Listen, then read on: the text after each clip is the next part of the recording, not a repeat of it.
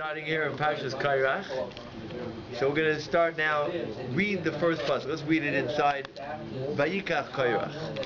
So it says, Vayikach Korach, Korach took Ben Yitzhar, Ben Kas, Ben Levi.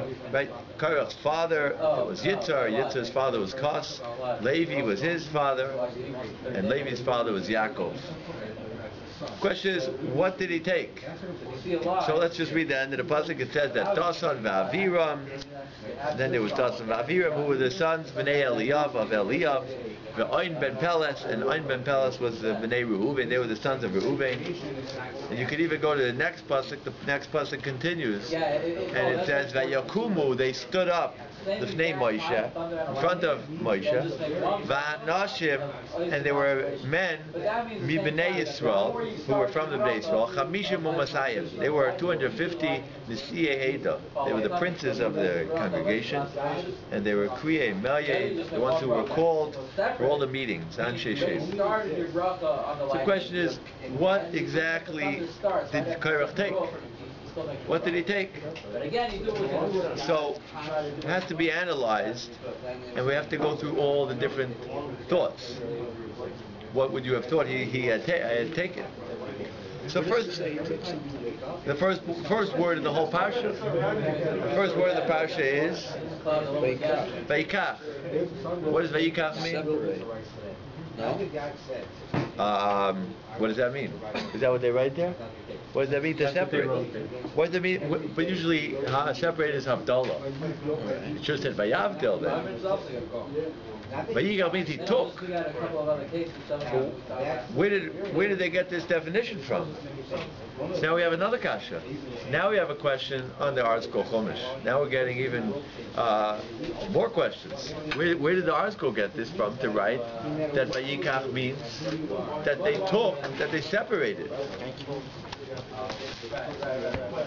Usually, Vayikach, usually it means, Vayikach means, the first word in the parasha, he took. But the question is, what did he take over here? What did Korach take? So, that's the first thing. And the second thing, I'll just look at the first Rashi, just to start off with Rashi. The first Rashi says, Vayikach Korach, Parsha Zu Yofen Nidreshes. Rashi says this Parsha is beautifully expounded. Nidreshes, it's a drush, it's a beautiful drush. And then Rashi finishes off the Medrash Rebbe Tanchuma. This is the Tanchuma, the Medrash Tanchuma. It's a beautiful drush in the Medrash Tanchuma, and then Rashi will then go on to explain what is the drush, what did he say, what did he take. But the question here you have to ask yourself is again, why is Rashi saying this? Rashi says this is a beautiful drush that I'm going to bring down from the Rebbe Tanchuma. The question is, the Gemara in Eruvin learns out that a person is not allowed to say that this halacha is noah. This is beautiful, right? We say noah, like kalazu noah. This kala is beautiful, but you can't say halacha zu noah. Halacha zu eina noah. You can't say this halacha is nice. This halacha is not nice. Why? So the Gemara in Eruvin learns out. Gemara says on Daf Samach Dalid in Eruvin, brings down a pasuk. Pasuk says that a father, he really enjoys when he has his money given. He has his son who's a very smart son. So a smart son is using his money. Father, he likes that. That part he doesn't mind. But the pasuk says, but there's another type of son, and the other son, I'll read you how it says it. Ish oyev chachma. A father who he loves when his son is smart and he has to help him out to become wise and to learn more Torah. He doesn't mind giving his money away for that. Yisamach, he'll be happy if his son is Oyev Chachma. Ish Oyev Chachma Yisamach Aviv. A man who loves Chachma, his father will be very happy. His father's happy that his son should learn. He'll even give him some money to help him learn in yeshiva. It's the happiest. It makes the father the most happiest. You see all these different types of people. I saw yesterday we had a father whose son was about tshuva, and his father, they were fighting him, and they thought they were losing a son, and they thought the son was crazy, and he was leaving them, and there was such pain. And now the father came to the son, he made a simcha, and the father was there, he was beaming away. So, Ish Oyev Chachma Yisamachav. His father's always happy when the son is going on the right path. But, Roya Zainois, but someone who is a Roya is a shepherd. A shepherd, a son who wants to make himself, he shepherds himself, makes himself, he pastures himself. By Zainois, he tries to go to his harlots, and he tries to make himself feel good. Ya'abed hoin. He wastes his father's money. Ya'abed, he just takes all the hoin, the big amount of money that his father has, and he just wastes it, throws it out. So this is the contrast between the two types of children. To the father, the father's happy about the first, but the second one, he just wastes the father's money. So the Gemara in Eruvin learns out on this pasuk, on the end of the pasuk is Roya Zainais. So the word that spells Zaina is Zayin Vav Nun Vav Saf. Zainais. Zayin Vav Nun Vav Saf. And Rashi points out here that it's spelled with all the letters. Zayin Vav. Usually it's not spelled with two Vavs. Here it's spelled Zainais. So the Gemara learns out Zu Noah. That Zu Noah, someone who says Raya Zu Noah, someone who wants to pasture himself and wants to learn. And this Gemara, and he says, I'm going to learn this Gemara because this is a nice Gemara. I like this Gemara. So then, Ya'abed Hoin, he will forget and lose all of his Hoin, all of the big, enormous amount of, usually it's money, but here it's the Torah. He'll forget his Torah. If he says this halacha is beautiful and this halacha is not beautiful, he'll lose all his knowledge that he's trying to learn. And the reason is because he's trying to say that this part of the Torah I like. This part of the Torah it makes sense. It seems like it's nice. But it seems like the other part of the Torah, that I don't understand that so much. That's not so nice. That's not so real. It's not so emes. The problem is he's going against it's all of Hashem's Torah. Every part of the Torah is all emes. It's all from Hashem. Hashem, it says Kodsha B'richu V'Arai. So the Torah and Hashem is Chadu. It's all one. Hashem is one. Hashem is emes. The Torah is emes. Hashem is seal is emes. And therefore we delight when we are able to learn emes and we see the truth. We take pride and we take enjoyment every time we understand another piece of Torah. So if a person says this piece of this halacha is nice, so even if he says this halacha is nice, Marshal says, what do you mean this halacha is nice? That means you saw a different halacha that you think is not so nice. So a person shouldn't say this halacha is nice. That's what the Gemara says. Now you might be thinking, what do you mean? You have a hair. Sometimes we have a Rebbe. He'll say it's a Geshmaka piece of Gemara. We do find that a lot. He'll say, oh, I learned a Geshmaka piece of Gemara today. I learned the Geshmaka Mishnah today. So we do find that idea. So there, the answer is because there we are saying it loosely. When a person says, this is a Geshmaka Gemara, he means to say, I was able to understand the emes. I got to the bottom of this Gemara. It doesn't mean to say this halacha I think is beautiful and the other halacha is not beautiful. This halacha is true and that's not true. He's not saying that. He's just saying, in reference to me, I understand this halacha, so this I can take part of the enjoying it. That's all he's saying. There's a concept that if you say this one is okay, this one isn't, it's like you negated the whole Torah. Yeah. There's no such thing as one pasuk that it's shver, that one pasuk doesn't make sense. And the same thing that we do, we use it loosely. So we also say the Rashi doesn't make sense. Right? Sometimes you'll hear a person say, the Rashi is a shver Rashi. Doesn't make sense. But what we mean to say, we don't mean the Rashi shver. The Rashi is really emes lamita, it's really true and it makes sense. We're just saying, our small minds, we don't comprehend what Rashi really means to say. So we're saying it in reference to, we're saying like Rashi doesn't make sense, but we really mean to say, I don't understand Rashi. But the way we talk, we say it. It's also when we say this is a big mitzvah, like a big mitzvah or a little mitzvah. One's bigger than the other. You got to be careful about that too. Like what? What's the example? Like giving tzedakah is a big mitzvah. So what does that mean? So is is one mitzvah more important than another? You can't say that. Which is the heavier mitzvah? Right. So the Mishnah Novice says that you shouldn't say that I'm just going to do the big mitzvahs. It says have a zohir. You should be very careful. Bekala in the mitzvahs which are light, with the kof kala, with the light mitzvahs, just like the chabur, just like the heavy mitzvahs, because you don't know which mitzvahs you're really going to get the big reward for.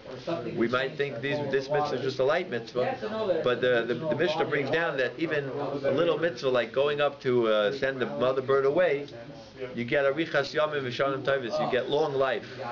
And by the way, long life, the Gemara in Kedushin says, is referring to the life in the next world.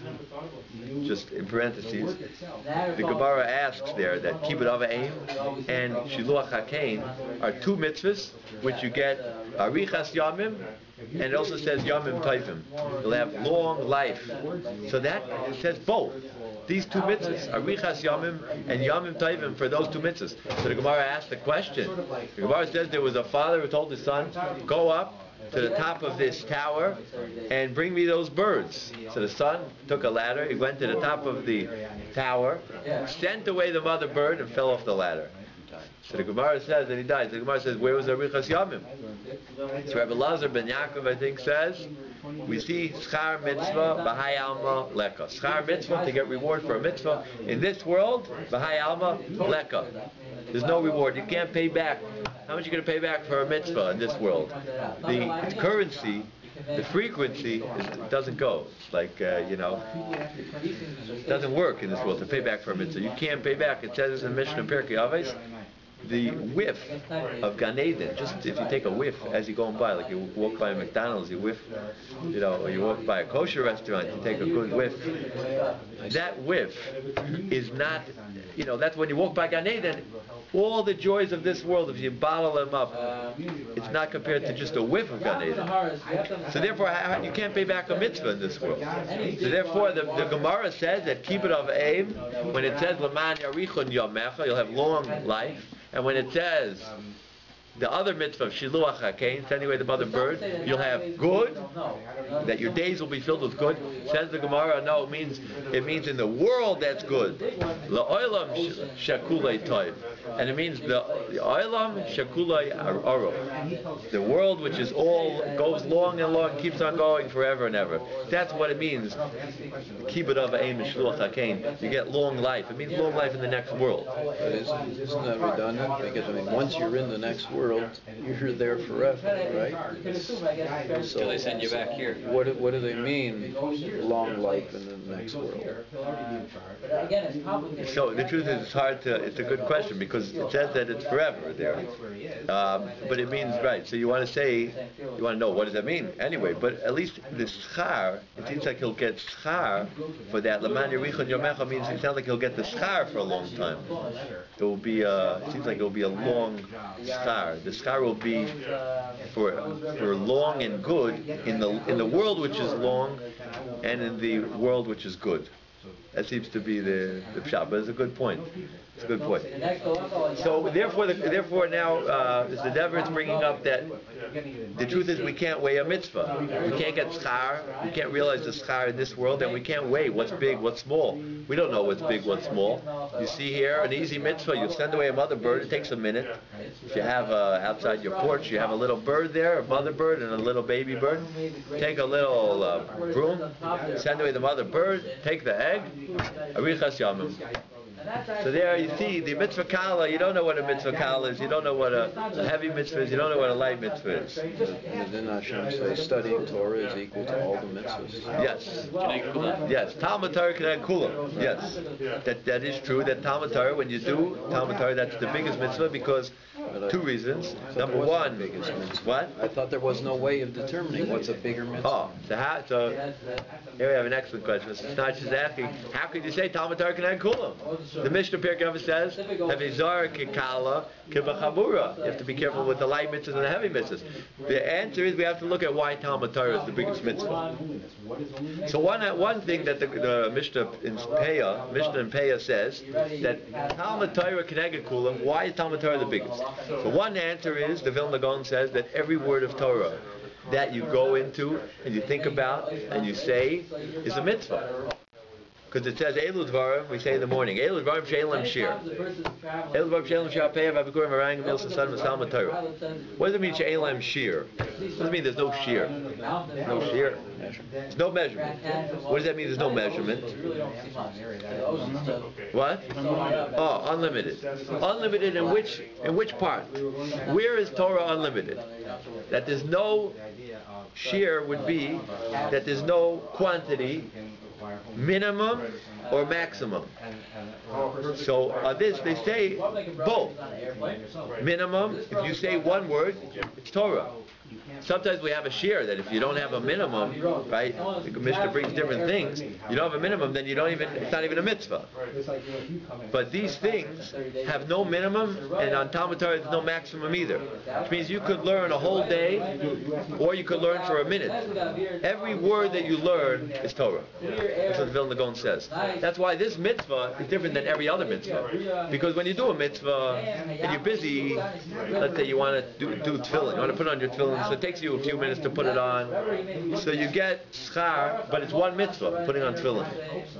You shake a lulav, it's one mitzvah. Two mitzvahs, one for the Rosh. You put on the shalrai, shalyat, so it could be according to the Rambam, you have to go into the whole thing, two mitzvahs, they speak about maybe it should be two brachas. It's interesting, right. But Esrig and lulav, and hadassim, and aravis, you do all that, but you get one mitzvah. Talmud Torah, you sit down and you start learning, and you go through a whole Gemara. You read, let's say, 10 to 15 lines. Every word of Torah, you get a mitzvah. That's what the Vilna Gaon says. So there's one bigger than that. Which one? Serving the teacher who teaches you the Torah is bigger than learning the Torah itself. So it's never to bring up that Gadol Shimusha Yosem Milimuda. The Gemara learns out that Elisha poured for his Rebbe, he poured for Eliyahu the goblet. So the Gemara learns out there that it's better to serve your Rebbe more than even the learning, which has to be understood. We would have to analyze the whole idea. But we learn out from here that you have to be Meshamish your Rebbe. You have to serve him and ask him everything. I mean that because, and the idea is, because you have to be with your Rebbe, you have to walk with your Rebbe and see, how does he walk around? How does he walk in the door? Right? He's walking with his wife. Who goes first? Him or his wife? You see him go, he goes before his wife. You understand? This is why. Ask him why. He'll tell you, oh, the Gemara says like that. You have to see everything he does. How does he shake his lulav? You know, does he go, you know, does he bring it back? Everything he does, you have to follow your Rebbe. Shimush, it's called Shimush Talmidei Chachamim. It doesn't mean just to, people think Shimush, let's say, only on an esrog, to see how he checks an esrog, how to check an esrog. It means everything. Every part of the Torah, you need to do Shimush. You need Shimush from a Rebbe. You have to ask your Rebbe everything. Shimush means, this is the Gemara. The Gemara speaks out an interesting thing. When was the first machlokes ever started in Jewish history? So the Gemara says, for a while there was never any machlokes. It only started in the times of Beis Shammai and Beis Hillel when they stopped being Meshamish their Rebbe. When they stopped serving their Rebbe. And what does it mean to serve the Rebbe? It means that they didn't ask their Rebbe. The Rebbe set up psak. The Rebbe set a rule. The rule is, this mitzvah, let's say, take any mitzvah, he said, boirer, right? You're not allowed to separate the good from the bad. So they said, oh, okay. So the Rebbe said that was the shear for that day. What? The bad from the good. You're not allowed to separate. Well, it depends what case. So they were saying after Rebbe. What do you mean? Can't separate the good from the bad? What about you're allowed? What about the bad? What about the good from the bad? So the Rebbe said, yeah, you're allowed, but only if it's right away. So they have to ask the Rebbe again. What do you mean right away? How long is right away? So the Rebbe said, well, before the meal. Samach l'suda, the Gemara says. Oh, Samach l'suda. How long is Samach l'suda? You have to keep on asking your Rebbe. Try to stretch him to one side, stretch him to the other side. How long is before the Suda? Half hour. Okay, good, half hour. That's in the half hour right before the meal. Then you have to ask him another question. Let's say I'm going to shul, and we're gonna come home right after the meal. A lot of times you want to set up, you know, do bayrer on the silverware to set the table in the morning. So you can only do it right before the meal, good from the bad, with your hands. You want to make a salad. You want to make the salad before the meal. So when do you have to do it? Right before the meal. So you have to ask Rabbi, but let's say I'm going to shul right before the meal. Can I set it up before the shul? So you might say, no, that already, you don't have an excuse for that. Right before the meal. Half hour, I'll give you a half hour, or right before. Which means you have to stretch your Rebbe and ask him all cases to this side, all cases. See how far he's willing to go this side and how far he's willing to go that side. So the Gemara says, in the times of Beis Shammai and Beis Hillel, after a few generations, they stopped asking all this shimush. They stopped asking shimush Talmidei Chachamim, asking to how far. They just got the psak. They got the ruling, but they didn't take it how far to go this side, how far to go that side. So then they ended up with an argument. What would Beis Shammai say in such and such a case? Is this mutter? Is this not mutter? So that's called shimush Talmidei Chachamim. So Ms. Deveritz bring up that Gadol Shimusha Yoiser Milimuda. It's greater to serve your Rebbe. Gadol Shimusha Yoiser Milimuda, which is in this aspect, it's bringing out the point that if you just learn, but you're not mishamish your Rebbe, then you lose out the whole maila, the whole benefit.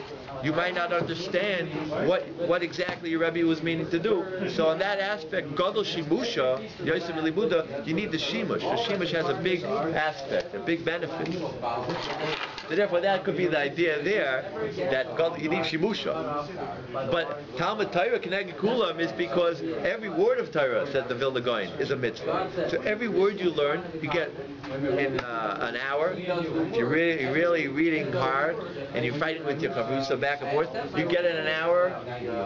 I don't know, 1,000 mitzvahs, 2,000 mitzvahs. If you're really fighting away, you get a lot of mitzvahs. But when you shake a lulav, you get one mitzvah. So therefore, that's what the Vilna Gaon says. Talmud Torah Keneged Kulam, because it's the biggest mitzvah, because you get all the mitzvahs for every word that you say. That's one explanation. And there's another explanation. The Gemara always says that Talmud Torah is greater than any other mitzvah because Gadol, the Talmud, shemevi lidei maisa. That says when you learn, it brings you to action. When you ever try to work on any mitzvah or any midah, the way to do it is, let's say a person wants to be more careful about tzitzis. You want to be more careful about tzitzis. He doesn't know exactly when to put it on. He doesn't know if he should keep it in the front or the back. So if you ever want to be careful about it and have your mind on it, right? It says Laman Tizku. You're supposed to remember it. If you want to remember it and you want to know how to do it, you learn it up. You start learning it. Because Gadol Talmud Shemevi Lidei Maisa, the learning brings you to action. If you actually learn it, it brings you, because you know what to do and you're on the spot. You're on the lookout. So right on the lookout for that mitzvah because you're tuned in to that station. So therefore the Gemara says that's why Gadol Talmud Yoisi, Talmud is better than Maisa, because Talmud, you get the Talmud, you learn, and it brings you to Maisa. It brings you to doing more actions, because now not only does it keep you on the alert, but it also brings you aware of mitzvahs that you didn't even realize. You didn't even realize that when you get in a taxi and you're about to get out, you're paying him, you're getting a mitzvah saseh, you're getting a real mitzvah of b'yoymai titin schara. Further, you have in mind when he gets out of the taxi, or when he pays he has a boss, he's paying his employees. When he's paying his employees, he should have in mind he's doing a mitzvah. B'yoymai titin schara. If you start learning the Chafetz Chaim's work about, in Avas Chesed, he speaks there about paying the wages. You'll see, as you learn more, you'll see that there's mitzvahs you never even realized. So therefore, that's another idea. Gadol Talmud shemevi lidei maisa, that brings you to action, because now you see, oh, there's a mitzvah to pay this. I never realized that. But as you learn, you realize there's more mitzvahs. So the learning itself brings you to a maisa. So if you have a choice, should I go do a mitzvah or should I learn? So the Gemara is saying, if the mitzvah is possible by someone else to be done, let's say someone else couldn't do that. Right? Someone needs to help. He needs packages needs you to help him with his packages. And you're in the middle of learning Torah. So if there's someone else who's around who could help him with his packages, so you should rather stay here and sit and learn, and let the other guy do the mitzvah of helping him with the packages. It's called the mitzvah she'efshar lasis al yidei acher, a mitzvah that someone else could do. You let the other guy do that, and you should sit and learn, because Gadol Talmud, the Talmud is better. First of all, you get the mitzvah for what you're going to learn. That's a mitzvah and this is a mitzvah. But there's another added element that it will be maybe lidei maisa. It will bring you to maisa, right? As you learn, you're going to see more. You learn you learn. Oh, I read. It says in the Mishnah Berurah, I have to keep 2 in the front, 2 in the back. So I should be surrounded, and I should be surrounded by mitzvahs, and that will remind me of all the mitzvahs, and it'll protect me as I'm always on the lookout. And I have to check them every morning. You read the next sif. Okay, I got to check 4 strings, 4 strings. Okay, we're okay over here. You know what to do. You got to separate them. They shouldn't be tangled up. Okay, that's another halacha I learned. That will bring me lidei maisa more maisim. Okay, what's the next halacha? As you learn more what to do. So here you could have gotten 1 action if you would have helped the guy with his packages. But here, now that you learn Torah, you get 20 more actions because you learn Hilchos Tzitzis, you learn 10 more halachas, which you're going to put into practice the next morning as you wake up. What should I do? First thing you do, wash Negovasa. Second thing you do, put on your tzitzis because you don't want to walk 4 amos without your tzitzis. You learned another halacha. Now you're walking with your tzitzis for 4 amas instead of waiting till you get to, let's say, the bathroom. So you put your tzitzis right next to your bed. So you got a mitzvah for 4 amas right now. You gain the 4 amas of mitzvahs right away. All this is why, a second reason why Gadol Talmud should maybe lidei maisa. It brings you to action, and now you get so much more besides for the limud. So the mitzvahs, you got 1 mitzvah of aziv taziv, help out your neighbor, help him with the packages. On the other hand, you have another mitzvah, Talmud Torah. But with the Talmud Torah, you got shemevi lidei maisa. You got maisa and maisa and maisa, all these actions which are added on as you do the learning. You learn so much more, which you never knew about, besides for the point of being on the lookout, and suddenly you're more aware of different mitzvahs that you could do. So therefore, that is why Talmud Torah, you're right. All the mitzvahs you don't know. The Mishnah says you don't know which one's greater. You don't know kala, mitzvah chamura. You have to treat all mitzvahs equally, because you never know which one might be. Hashem wants us to do all the mitzvahs. Rabbeinu Yonah Pirkei Avos says it's similar to a king who wants to make an orchard.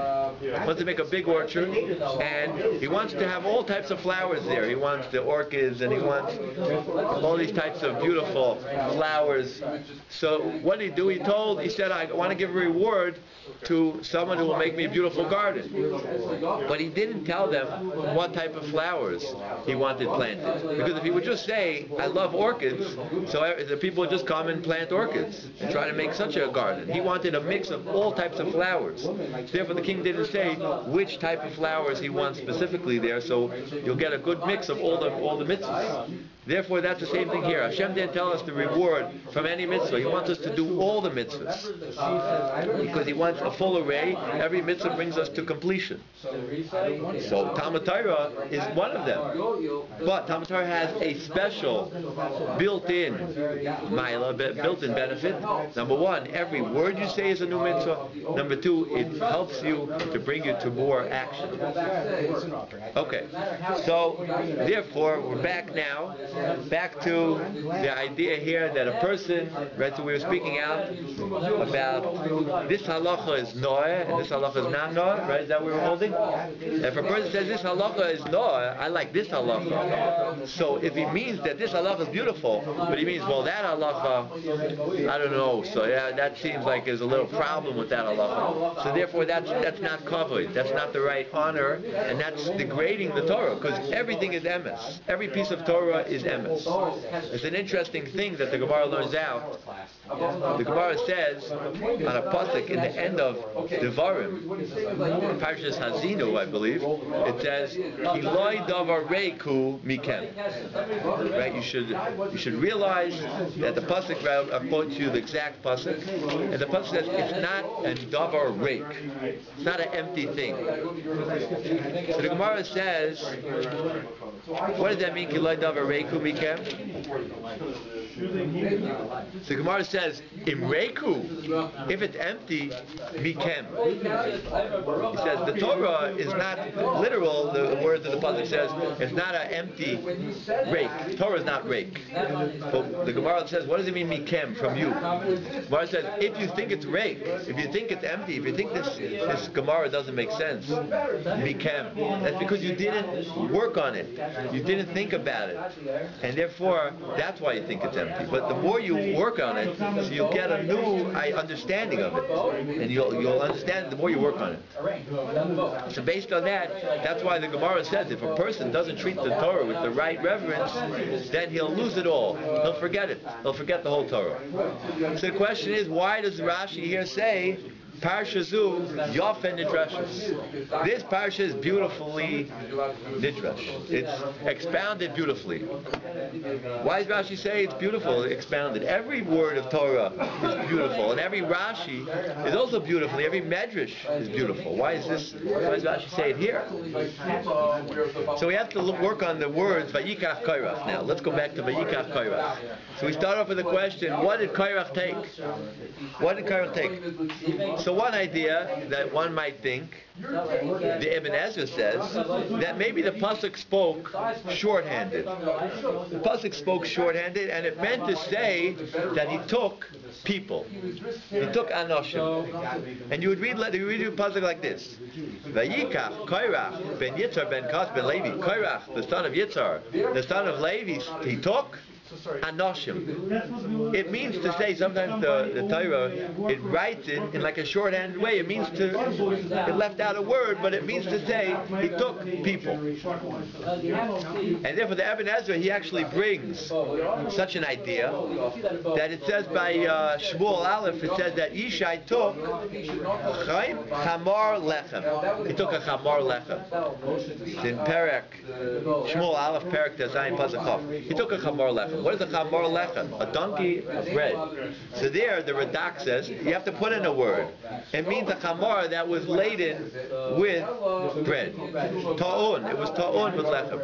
So the Radak wants to say, so to over here, maybe the pasuk is like missing a word which belongs there. So that's the Ibn Ezra's pshat. Vayikach Korach anoshim. He took these people and he tried to convince them about what he was trying to get to be the leader. That's one idea. The other idea is maybe you could say that he took Dasan Vavira. Right? The Ibn Ezra's pshat, right? Rashi, it's a hard pshat because Ibn Ezra seems to say you put in a word into the pasuk. That's a hard thing to do. The Ibn Ezra is a Rishon, so he's allowed to do that. But Rashi is allowed to argue with that because Rashi says it doesn't say in the pasuk Anoshim. So maybe you'll say that he took. You know who Korach took? He took Dasan Vavira. Maybe he took Dasan Vavira. Does that make sense into the pasuk? Let's plug it in. Be the way art scroll is interpreted. Yeah, so how would you read the pasuk? So read it inside. Vayikach Korach ben Yitzhar ben Kas ben Levi. V'dasan va'avira b'nei Eliyav. V'ayin ben Peles, and they also took En ben Peles. That seems to be a different way to read the pasuk. But what's the problem if you read it like that? The problem would be one letter. The problem is the vav. Vav is and, right? So it says Vayikach Korach took V'dasan, and Dasan, and Aviram, and Oin. What does that mean? And. It shouldn't say and. It should have said Vayikach Korach Dasan V'Aviram. It should have said without a vav. It should have said he took Dasan. It doesn't say he took Dasan. It says he took V'dasan and Dasan. So therefore, although this pshat is also suggested, the Ramban brings this pshat from others, from Achirim, but the Ramban himself says it's a little difficult thing to do to take out a vav. Ramban wants to say, sometimes we find you can take out a vav. He brings in Bereshis, and we have such an idea. In Bereshis it has two psukim. One of them is by Ve'ele, it says these are the sons, the Bnei Tivon, these are the sons of Tivon. Who are the sons? Ve'aya ve'ana. It says Ve'aya ve'ana. Those are the two sons. So the Ramban and Rashi there already asked Ve'ana. It should have said Ana and Tivon. The Yesh Mefarshim there, they want to say that's what it means. You take out a vav. Sometimes the vav is a little extra. That's the pshat that the Yesh Mefarshim wants to say. Just like over there, Ve'ana, it really means to say Ana. So to here, it means to say that Korach took Dasan. You leave out the vav. But again, Rashi probably didn't like this either. Rashi said, it says a vav, You can't take out a vav just like that.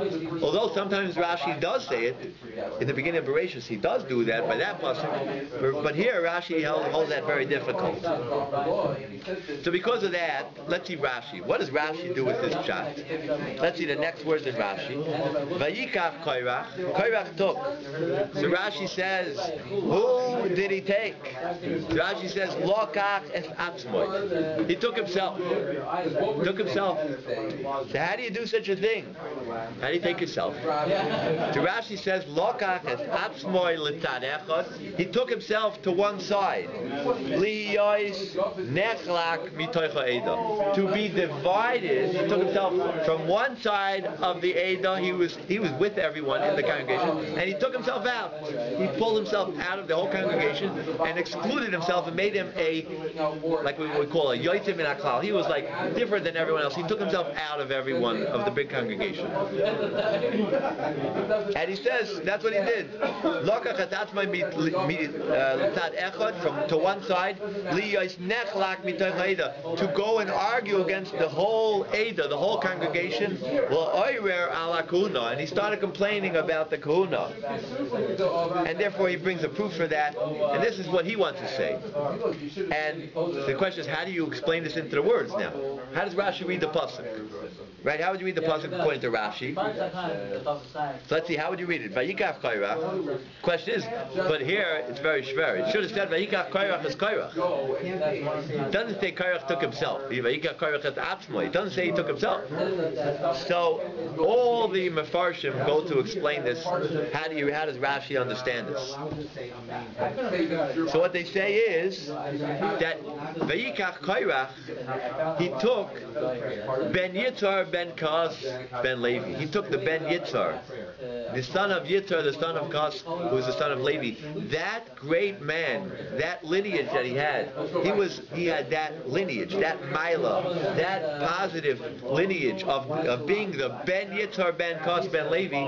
He took that man and he now brought him out from being the special lineage person, and he took him to be a regular person. He took himself out of the whole congregation, and he started arguing on everyone else. That's one shot that they bring down here, how to read it. That's how you read it back into the pasuk. Like Korach in a way he took himself out. Right. In a way you can read it like Hashem knowing Korach, he could be Hashem. Hashem took Korach out knowing who he is. But Rashi doesn't say Hashem took him out. I know, but like it says he, so you don't. You want to say it's Hashem? Another. Okay, another pshat. You want to say a different pshat, not Rashi, that maybe Hashem took him out. Okay, we have to think about that. Okay, but this is the idea. So let's go a little deeper into Rashi. Well, isn't there a notion that certain things take you out of the world? So he kind of took himself out in that. That's an interesting thing. The Mishnah says in Pirkei Avos, Hakina ve'akavod ve'ataiva, kina taiva ve'akavod, moitziin es adam min ha'olam. They take a person out of the world. Moitziin. They take him out of the world. So what do you want to say? Vayikach Korach, he actually took himself out with one of these midos, which is kina. Right. Yeah, this is for sure. He had these midos. You took all of them. Yeah, that could be one of the honor. Right, and you would say that the place where he took him out of is not so. We don't speak that out, but that's what he means. He took him out of this world. That's an interesting thought, for sure. A very nice thought. Very nice. So this is the idea that, although you might ask, why does the pasuk say then Vayikach Korach, he took himself? It means to say that he started arguing. But usually we find the word arguing, we say Vayachaloik, he argued, or different words for arguing. Why is it used the word Vayikach? So here the idea is that everyone, all of the Jews, were together here. Everyone held of Aaron and Moshe. So he was really taking himself away from everyone else. When I argue with you, I'm not taking myself away from anyone. I'm having an argument one-on-one. But when you go and you start arguing against all of Klal Yisrael, not only are you arguing, but you're taking yourself out from all of the congregation. You're separating yourself out from everyone. So here it's special that we didn't say Vayachaloik, he argued. It wasn't just an argument. Vayikach, he took himself out. That was the big argument. He took himself out of the congregation. That's how much he argued. He took himself out against everyone to argue against everyone else. So that's the idea why it says Vayikach. That's the Maral. Maral speaks this out. Why here especially it says this.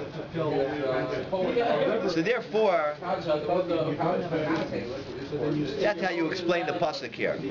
So let's therefore go back and explain what is the Rashi doing. Yafeh, Parsha Zu, Yafeh Nidreshus. This parsha is beautifully explained. So the pshat is that usually what's Rashi's objective? What does Rashi do? Rashi says in the first pasuk in Chumash, he says, my job is to explain Pshutei Shel Mikra. I only come to explain Pashut Pshat. I explain Pshutei Shel Mikra. I don't come to explain Drush. He says, he tells you, if you want to look at the Medrash, Medrash has a lot of Drush, a lot of expounding. But I'm here to just tell you Pshutei Shel Mikra, the simple meaning of the Pshat. If it's drush, I don't get involved. Because I want to explain either the basic words, how you teach it, and if I could fit it in, if I don't understand the basic words, I'll fit it into the Medrash. I'll fit it in if it fits in good to the Medrash. But I won't tell you a Medrash that doesn't fit in. And a lot of times Rashi says it. For example, in Parashat Va'era, he says, this pshat is a nice pshat. He brings it even in Rashi. But then he ends off says, but I only came to explain Pshutei Shel Mikra. And therefore, I'm not going to go in with this pshat because I only said Pshutei Shel Mikra. Daber Dover Aleifanav, he calls it. To say every word should fit on its on the base. But when it doesn't fit, he leaves it out. So therefore, usually Rashi will either say Pshutei or he'll tell you a medrash which fits beautiful. So here he says, this medrash, although I usually don't say medrashim, but this medrash fits like Pashut Pshat. He's going to give you an explanation based on the Tanchum, which is medrash. But he's saying this medrash is Yafeh. What do you mean say Yafeh? Is that it's Pashut Pshat. It may not be the simple, right? There's levels of 4 levels, right? Pshat, Remez, Drush.